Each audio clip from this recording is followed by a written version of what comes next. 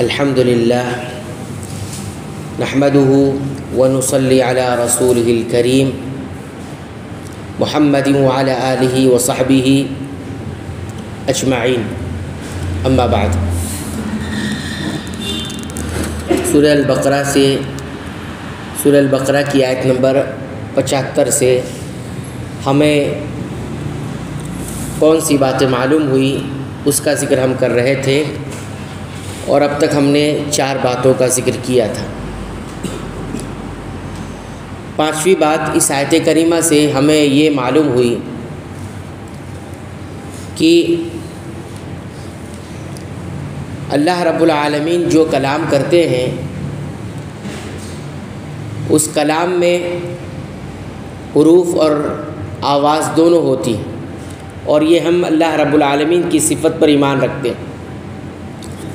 اس آیت کریمہ سے ان لوگوں کا رد ہوا، خاص طور پر اشعریت ایک گمراہ فرقہ ہے جن کا کہنا یہ تھا کہ اللہ کا جو کلام ہے وہ ایک معنی ہے جو اللہ کی ذات کے ساتھ لگا ہوا، وہ صرف معنی ہے، باقی جو حروف ہوتے ہیں اور جو آواز ہوتی ہے یہ صرف اللہ کے کلام کو بتانے کے لیے ہے، یعنی یہ مخلوق ہے، ان کا کہنا یہ تھا۔ لہٰذا اس آیت کریمہ سے ایسے لوگوں کے اس نظریے کا رد ہو گیا کہ جو یہ کہتے ہیں کہ اللہ رب العالمین کا کلام صرف ایک معنی ہے اور باقی جو حروف اور آواز ہیں یہ اللہ نے پیدا کی ہے، گویا قرآن کو مخلوق کہتے ہیں، حالانکہ قرآن مخلوق نہیں ہے بلکہ اللہ کا کلام ہے۔ یہ 5ویں بات معلوم ہوئی۔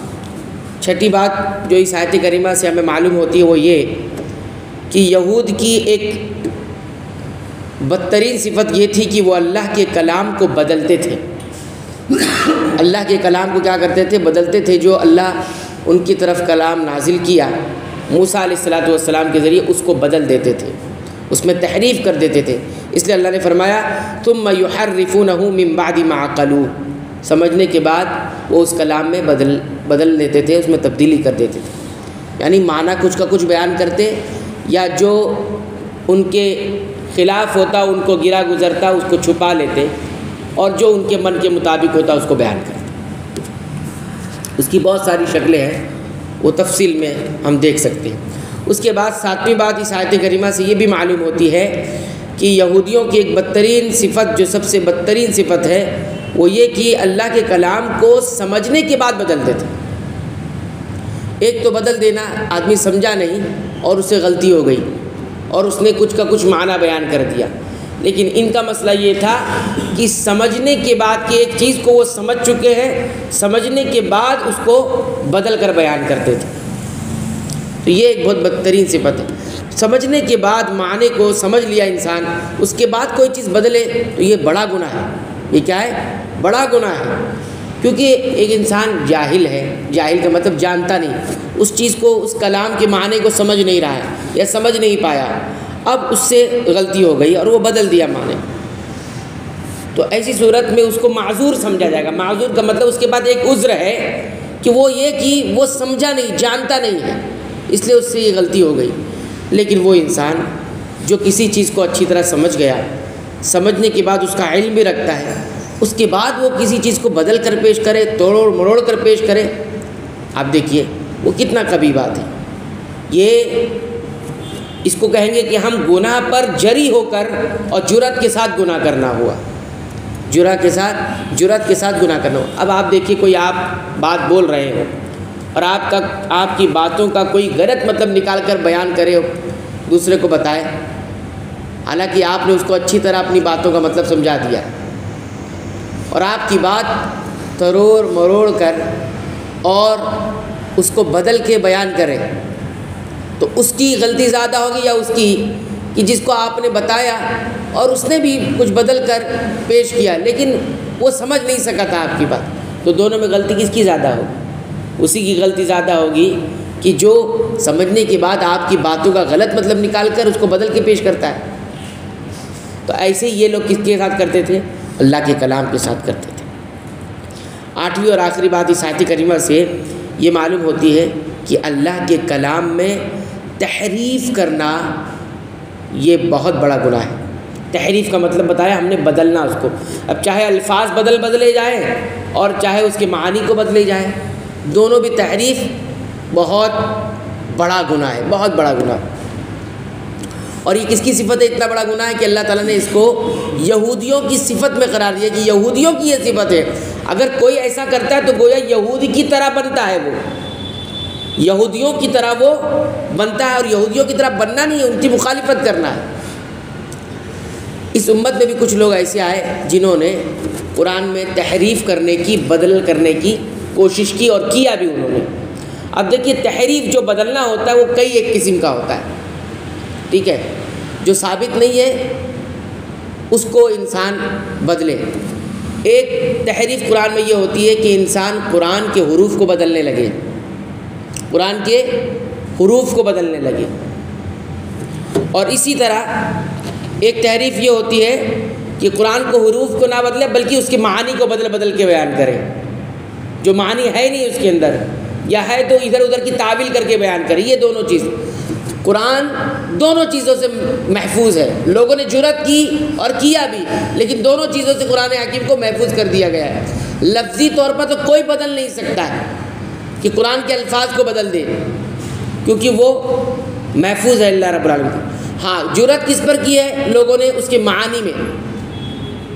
کے معانی میں تبدیلی کرنے کی کوشش کی ہے، اور لوگوں نے ایسا کیا. لیکن اس کے بعد بھی اللہ رب العالمین نے ایسے ائمہ کو، مفسرین کو اور علماء کو اللہ رب العالمین نے پیدا کیا، یا اللہ رب العالمین نے القرآن کی حفاظت کے لیے ایسے علماء کو بھیجا، جو علماء جو ہے ان تمام جو معنوی تحریف تھی، معنی کے اندر بدلاؤ، اس کو واضح کیا اور لوگوں کو بتایا کہ یہ غلط معنی بیان کیا گیا ہے.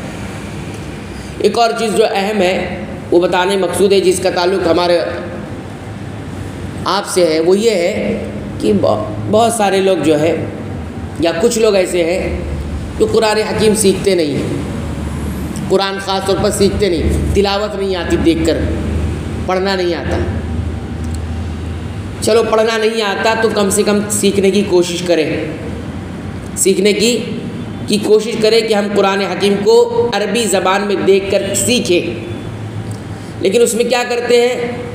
نہیں سیکھتے ہیں، یا وقت نہیں ہے، اتنی مصروفیت ہے کہ قرآن حکیم سیکھنے کا، دیکھ کر تلاوت کرنے کا موقع نہیں ہے، وقت نہیں ہے. اب کیا کرتے ہیں؟ ان کو کون سا قرآن چاہیے ہوتا ہے؟ وہ قرآن جو رومن میں لکھا ہوا ہے وہ چاہیے ہوتا ہے. علماء نے اس بارے میں یہ کہا ہے کہ قرآن کو اس انداز سے لکھنا بھی تحریف ہے کہ عربی ٹیکسٹ میں نہ پڑھ کر اس کو رومن میں کر کے، یا جو بھی جس کی لینگویج ہے اس لینگویج میں اس کو کر کے اس کو پڑھے. اللہ یہ کہ کسی کو بالکل مجبوری ہے، وہ نہیں سیکھ پا رہا ہے، نہیں سیکھ سکتا، اس کے لیے الگ مسئلہ ہے. لیکن امت کا ایک طبقہ قرآن کو اس کے اصلی ٹیکسٹ یعنی عربی ٹیکسٹ میں، عربی رسم الخط میں سیکھے بنا اور اس کو ایسے پڑھے. قرآن عربی زبان میں شروع سے لکھا جا رہا ہے، پڑھا جا رہا ہے، اور آج کیا ہے؟ اس کو ہندی میں کر کے چاہیے، اس کو اردو میں کر کے چاہیے، رومن کر کے چاہیے. اور یہ دن بدن لوگ اس کی طرف جا رہے ہیں. قرآن سیکھتے نہیں. مل جائے گا رومن میں، مل جائے گا ہندی زبان میں، الحمدللہ رب العالمین ہندی میں لکھا ہوا ہے، رومن اردو میں اور انگلش میں لکھا ہوا ہے. اس سے بچنا چاہیے. علماء نے اس کو لفظی تحریف قرار دیا ہے. یہ بھی ایک تحریف کی شکل ہے، اور اس سے بہت بگاڑ آگے چل کر ہونے والا ہے. ایسے واقعات میرے سامنے ہیں جس میں آپ یقین نہیں کریں گے. کچھ لوگ ایسے بھی قرآن پڑھتے ہوئے نظر آئے جو قرآن تھا نہیں، وہ قرآن پڑھ رہے ہیں، اس کو سالوں سے پڑھ رہے ہیں، اور قرآن ہے ہی نہیں. وہ قرآن ہے ہی نہیں. آپ سوچیے آپ پڑھ رہے ہیں اور وہ قرآن بھی نہیں ہے، یہ کتنی بڑی محرومی ہے. تو سیکھنا چاہیے، کتنی بھی عمر کی آپ ہو جائیں، لیکن سیکھنے کی کوشش کی وجہ سے آپ کی بہت ساری غلطیاں اللہ معاف کر دے گا. لیکن بغیر سیکھے انسان ایک تو سیکھتا نہیں، اور سیکھتا نہیں اوپر سے قرآن کو بدل کے پڑھنے کی کوشش کرتا ہے. تو یہ اس سے بچنا چاہیے. اس سے کیا چاہیے؟ بچنا چاہیے. قرآن آپ سیکھیں اور عربی میں سیکھنے کی کوشش کریں. کتنے سال لگیں گے؟ 10 سال لگیں گے، لیکن سیکھ تو جائے گا. 20 سال لگیں گے، سیکھ تو جائے گا. کم سے کم یہ رہے گا کہ ہم سیکھتے تھے تب پڑھ رہے تھے. لیکن بغیر سیکھے آپ اگر اس طرح پڑھیں گے تو یہ بالکل بھی مناسب نہیں ہے، بہتر نہیں ہے۔ اللہ تعالی ہمیں اس سے محفوظ رکھے۔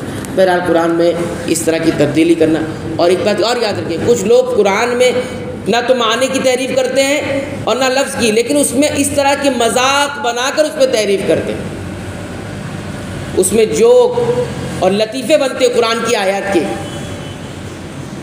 بچپن میں آپ نے سنا ہوگا، بڑے ہو کر بھی ایسے لطیفے آتے رہتے ہیں اور لوگ سناتے رہتے ہیں، قرآن کو بدلتے نہیں لیکن اس کا الگ الگ معنی نکال کے اس طرح کی، یہ سب چیزوں سے بچنا چاہیے، یہ بہت خطرناک ہے۔ اللہ کے کلام کے ساتھ استہزاء، مذاق ہے یہ سب، کہ اس کے چٹکلے بنائے جائے، اس کے لطیفے بنائے جائے اور مسلمان آپس میں ایک دوسرے کو بیان کر کے ہنسیں، یہ اس سے زیادہ خطرناک ہے۔ اس سے کیا ہوتا ہے، دل سخت ہو جاتے ہیں اور اللہ کے کلام کی عظمت انسانوں کے دل سے نکل جاتی ہے، اور انسان پھر کلام کی کوئی قیمت اور کوئی عظمت اپنے دلوں میں نہیں رکھ پاتا۔ اللہ تعالیٰ اس سے بھی اللہ تعالیٰ ہمیں محفوظ رکھے، آمین۔ اللہ تعالیٰ سے دعا ہے رب العالمین تو ہمیں قرآن حکیم سے کی پابندی سے تلاوت کی توفیق عطا فرما، اس کو سیکھنے کی توفیق عطا فرما، اس کے مطابق عمل کی توفیق عطا فرما۔ اے اللہ تو ہمیں بخش دے، ہمارے والدین کو بخش دے، تمام مسلمانوں کو، مومنوں کو اور اہل توحید کو بخش دے، آمین۔